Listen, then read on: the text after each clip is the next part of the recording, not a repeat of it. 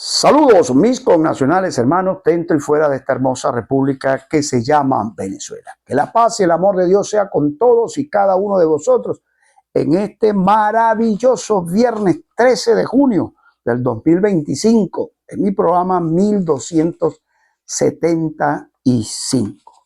Paz y bien para todos. Llegó el viernes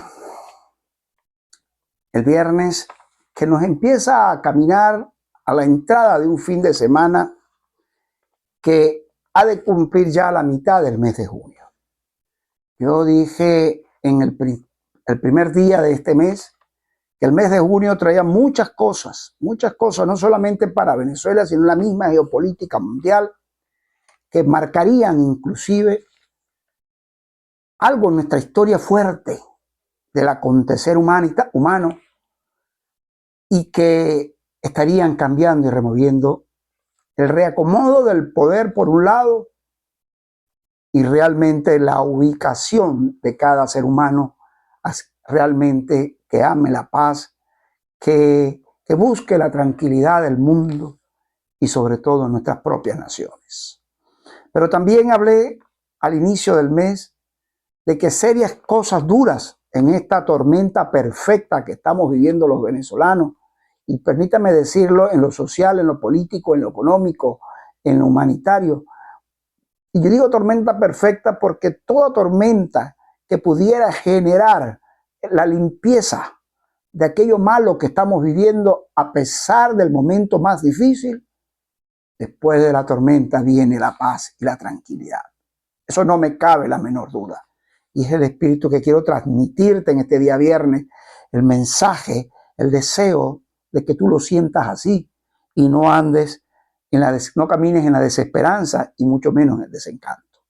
Por eso que el programa de hoy he titulado de esta manera: el impacto sin precedentes en la geopolítica mundial entre el choque de Israel e Irán. Primero que todo voy a analizar esa parte. Venezuela exige el fin hasta el final. Vamos a hablar de ello. Y desde luego voy a hablar del caso de los presos políticos y el tema de los migrantes venezolanos ante la última decisión en Estados Unidos sobre el tema del parole. Me voy de una vez, sin más preámbulo. Hoy no voy a dar editoriales todavía. Termino el mensaje al final. Israel, tras el ataque que hizo hacia instalaciones militares y otras instalaciones en Irán, muy contundente, donde inclusive desaparecieron líderes, no solamente científicos, que son de esas mentes perversas de la creación de armas nucleares, sino también a unos líderes militares, inclusive fuertes, de la dictadura iraní, y que pues lógicamente fue un golpe muy duro, pero que todos sabemos que Irán ya lo dijo, el primer ministro dictador de Irán, y declaró pues un ataque, una respuesta inolvidable y sin precedentes. Así lo dijo. Una palabra menos, una palabra más. Esto puede estar generando en el Medio Oriente o en el Oriente Medio una situación muy difícil, con aires de hasta en generar una guerra muy sangrienta, de la que muchas veces hemos hablado, del famoso Tercera Guerra Mundial. El ambiente en el mundo está muy tenso. La geopolítica, como dije, mundial, está al margen de un choque sin precedentes, no solamente en el Medio Oriente, el conflicto Rusia-Ucrania, los norcoreanos siempre con el hambre y la sed de hacer el daño, en el caso de su liderazgo, China ahí jugando siempre a sus negocios, Estados Unidos con Donald Trump, entra y sale. Ahí dijo que se desmarcó del ataque de Israel, pero él sabe que a la hora del conflicto más fuerte entre esas dos naciones, pues Estados Unidos fijará posición y lógicamente irá al lado de Israel, que siempre ha sido su aliado. pero la misma crisis que aun cuando Donald Trump ha querido calmar, por ejemplo, el caso de Rusia y Ucrania, también le ha fallado, y todos sabemos que él a la final se pone al lado de Ucrania. En fin, un conflicto mundial, el caso de Estados Unidos y China, que solo obedece a intereses económicos, y que los dos presidentes, inclusive a lo interno de China, el Partido Comunista Chino, con sus 200 y tantos miembros de ese Politburó, pues ya no quiere que el presidente chino, el primer ministro chino continúe, y lo quiere cambiar inclusive. En fin, hay un reacomodo de la geopolítica mundial muy duro, y si miramos hacia aquí, hacia nuestro continente, la situación no es menos tensa, ¿no? Empezando por el caso del capítulo venezolano y la dictadura venezolana y los regímenes venezolanos. Entonces, esto nos trae a todos a pensar cuál es el futuro verdadero inmediato del mundo como tal. ¿Alcanzaremos la paz? Dios está permitiendo esto para que podamos entonces sentir que en algún momento estaremos años con paz y no de ambición como todos los que tienen, y vanidad y maldad. Todo eso está movido el mundo. Ahora, ¿qué tiempos? ¿Serán los tiempos que ya Dios considera que deben estar pasando para poder darle el mover a una humanidad que de forma babilónica se ha comportado y ha preferido la maldad y el daño de la propia humanidad? ¿Será que aquellos que juegan a la Agenda 2030, incluyendo el tema de la cuestión artificial, disculpan,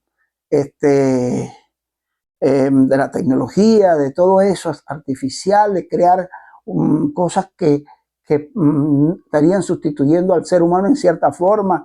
Es decir, todo eso nos podría estar generando qué pasa o qué es el devenir del mundo.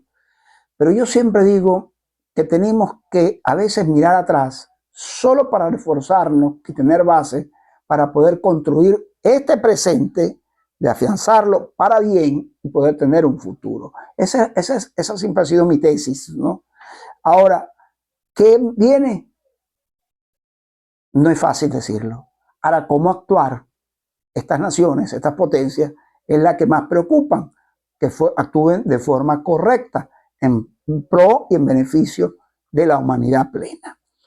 Esperemos en Dios que meta sus manos para que esto llegue a su feliz término y ya no haya más complicaciones para la humanidad.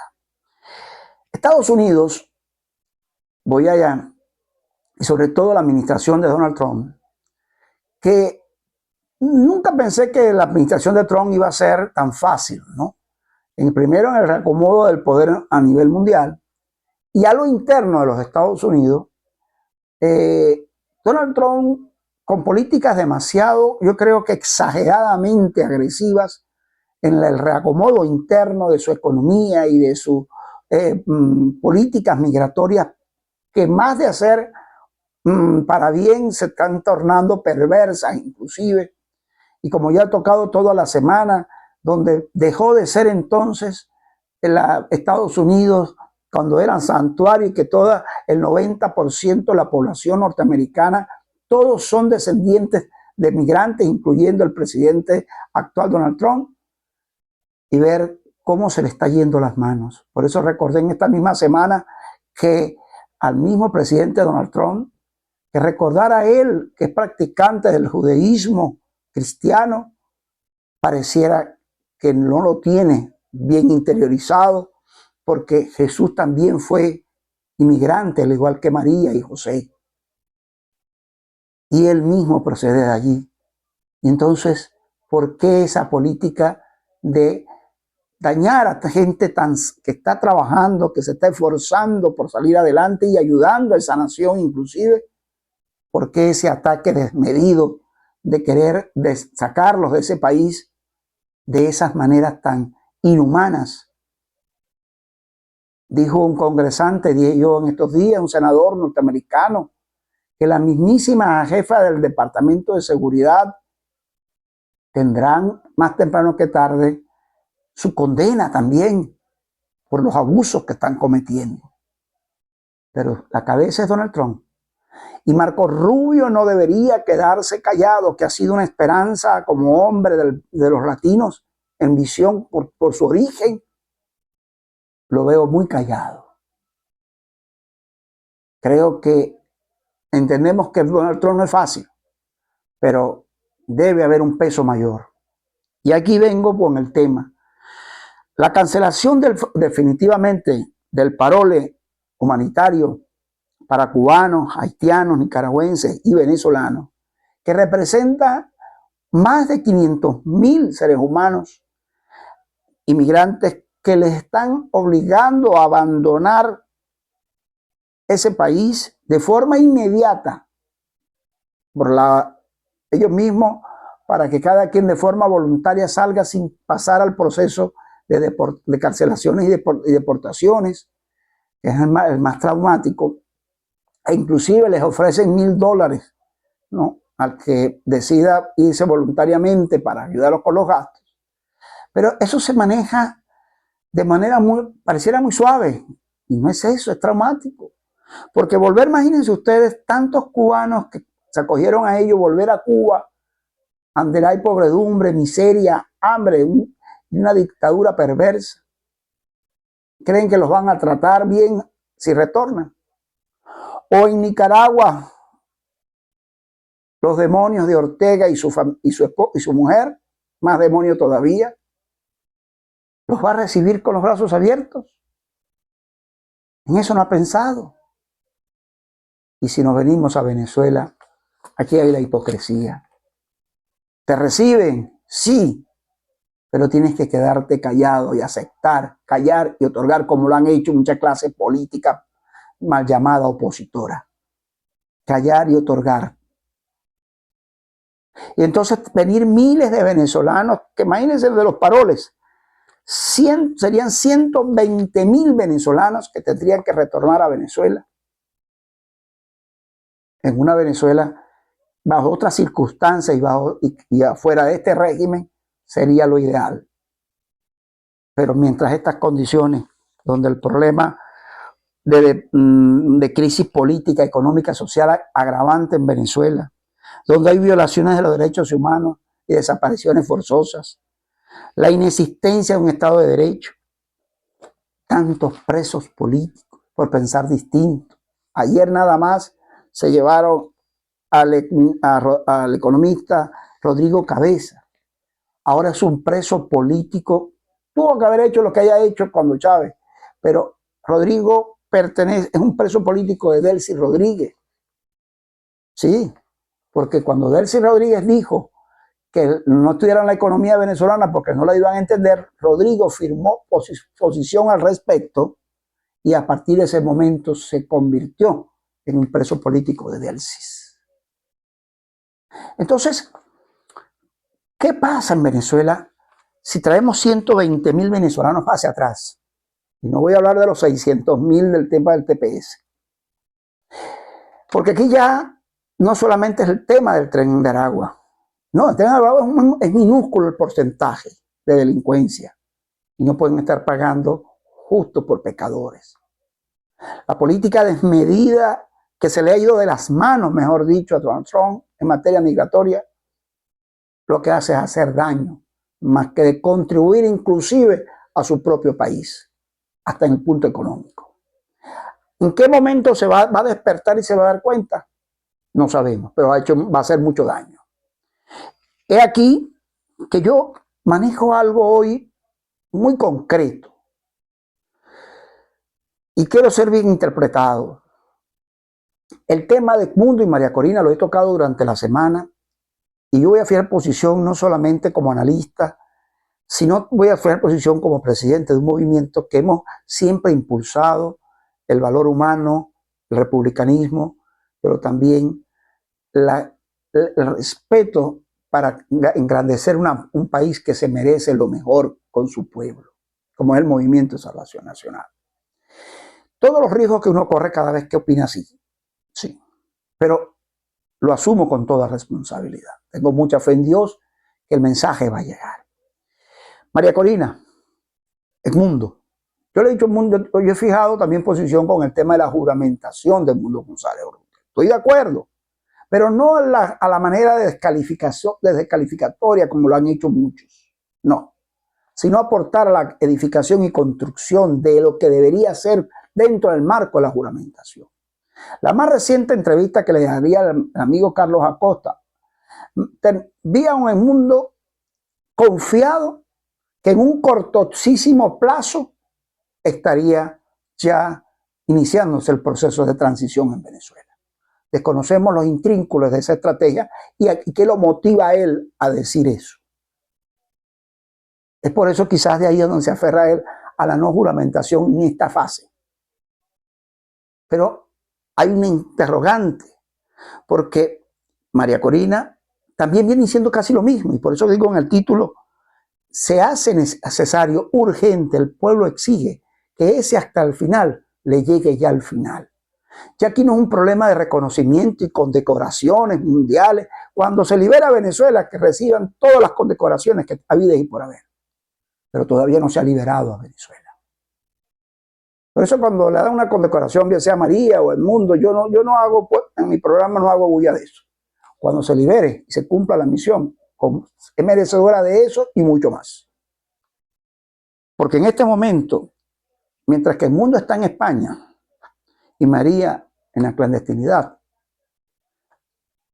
y estas cosas que narré hace un momento, se hacen que el pueblo venezolano esté así. Elevan las esperanzas y cae en el desencanto. Eleva la esperanza y vuelve a haber desencanto. En ese vaivén. Y eso no genera ni psicológicamente, ni físicamente, ni moral, ni nada, ni siquiera espiritual, el bienestar de un pueblo.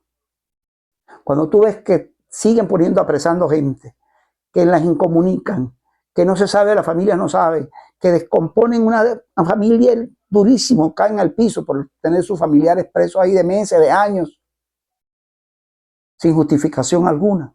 Y ves una CPI callada, la cual yo defendí por mucho tiempo y lo reconozco, porque consideré que había justicia y la llamé Acción Judicial Internacional Libertadora.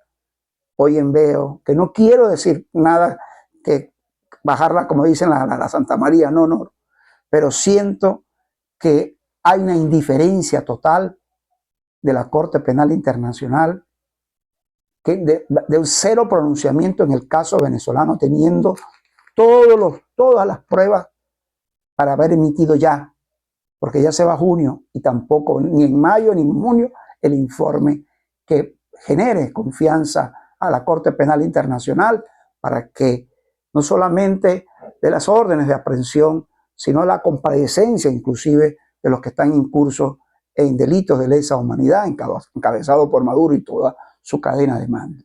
Mientras tanto, a lo interior siguen violándose los derechos humanos, no hay Estado de Derecho, no hay inclusive administración de justicia equilibrada, justa, como debería llamarse, porque no le permite ni siquiera la defensa privada a los que ya están privados de libertad injustamente.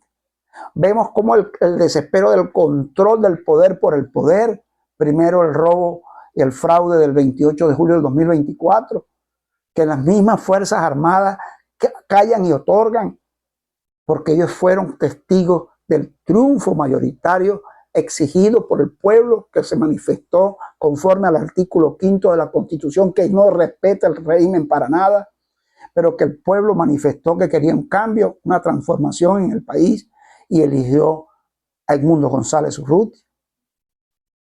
Eso no lo han podido tapar, aunque se prestaron todos al fraude, me refiero al mismo CNE y al bufete de Miraflores, el TCJ.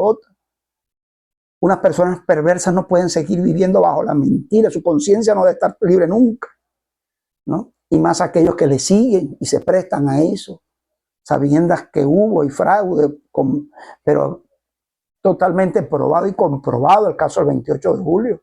O ver el 25 pasado ahora de mayo en una parodia electoral fraudulenta, en adjudicaciones a diputados de la Asamblea Nacional, al Consejo Legislativo y a gobernadores, y ver los sinvergüenzas de los que supuestamente de esa oposición artificial, no me cansaré de decirlo, no hablar nada del fraude, de entregar unas gobernaciones, como lo dije ayer, de forma ilegítima, ilegal, y que sobre ellos puede haber una penalización. No importa, les modificaron, le adelantaron elecciones, los bajaron de sus cargos, faltando todavía para poder cumplir con el mandato de esta Constitución, y ellos quedan callados. O la fijación del 27 de julio del fraude continuado para el tema de las alcaldías y consejos municipales, y ver a algunos de estos vagabundos que del Rosales, que ya no, a mí me da fatiga nombrar, ya dar su nombre, como si no estuviera pasando nada.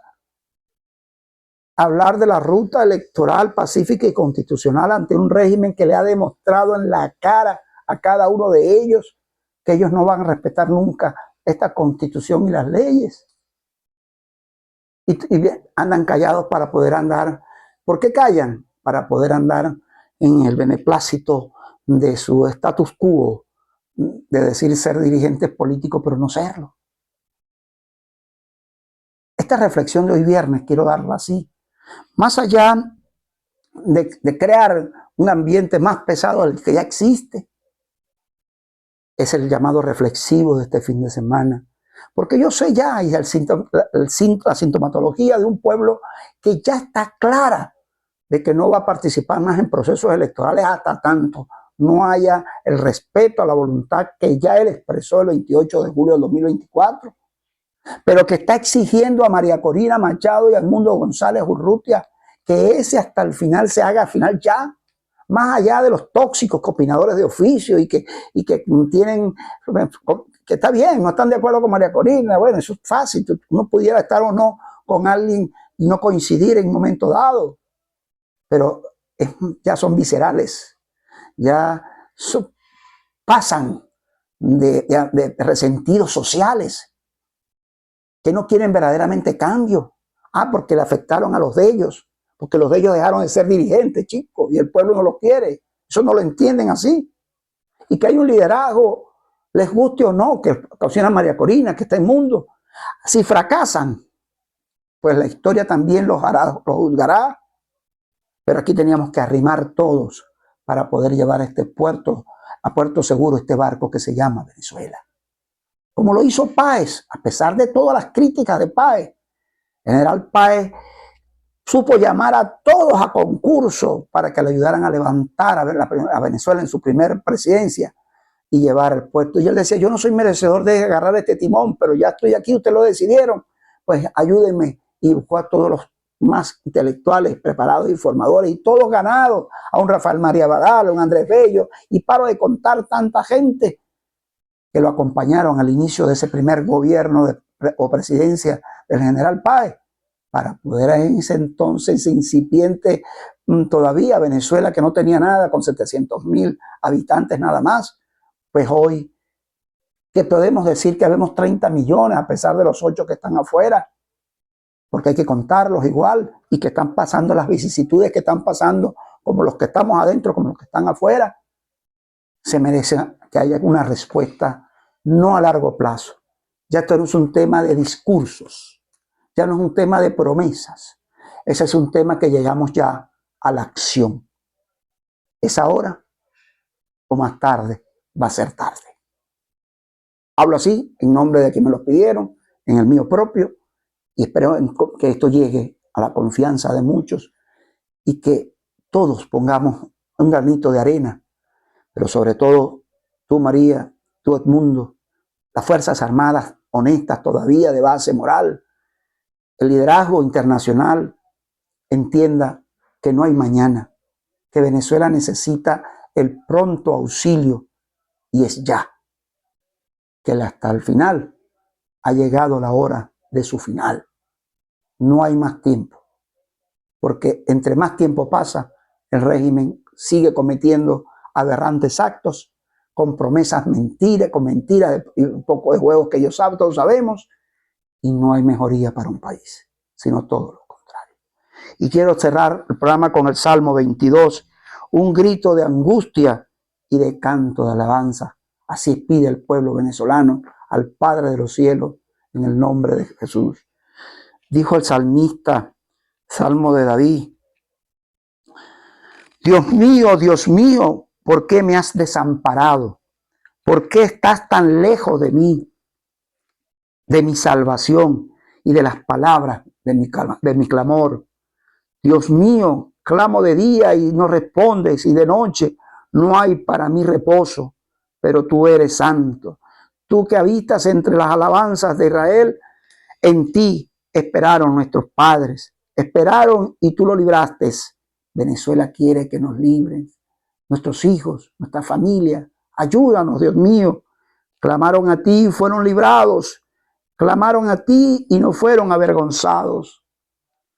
Hoy yo soy un gusano y no hombre, oprobio de los hombres y despreciado del pueblo. Todos los que me ven me escarnecen, estiran la boca y menean la cabeza diciendo, se encomendó a Jehová, líbrele él, sálvele pues que en él se complacía. Pero tú eres el que me sacó del vientre, el que me hizo estar confiado desde que estaba a los pechos de mi madre. Sobre ti fui echado desde antes de nacer, después del vientre de mi madre, y eres mi Dios. Tú me alejaste, no te alejes de mí, porque la angustia, perdón, está cerca, porque no hay quien ayude. Me han rodeado muchos toros, fuertes toros de Basán, me han cercado, abrieron su boca como león rapaz y rugiente. He sido derramado como agua y todos mis huesos se descoyuntaron. Pues yo te quiero pedir, mi Padre del cielo, grandemente, que vendrán y anunciarán su justicia. A pueblos no han sido aún, anunciarán que hizo esto, mi alabanza, mi encuentro contigo. El pueblo venezolano te lo clama y te lo pide.